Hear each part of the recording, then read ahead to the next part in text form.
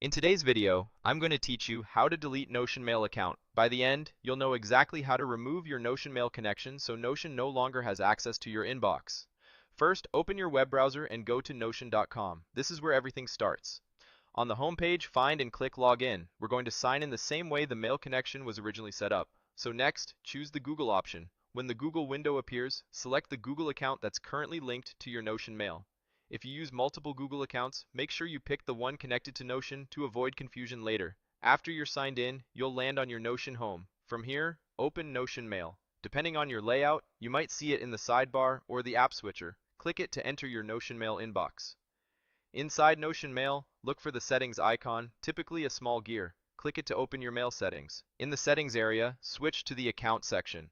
This is where Notion shows the connection details for your mail integration. Now click Disconnect. This is the key action. Notion phrases it as a disconnect because you're removing Notion's permission to access your mailbox rather than deleting your email account itself. In practice, this is what most people mean when they say delete Notion mail account. After you disconnect, Notion will stop syncing with your email provider and lose access to your mailbox. Your actual email account with your provider remains untouched, and your messages continue to live there as usual. This is the safest and cleanest way to cut the link if you no longer want Notion Mail. A few quick tips as you do this. If you don't see the right inbox or the disconnect option, double check that you're in the correct workspace and signed in with the correct Google account. If something looks off, sign out and back in with the intended account, then return to Notion Mail settings. Also, remember that disconnecting affects only the mail integration. It doesn't impact your pages, databases, or other Notion content.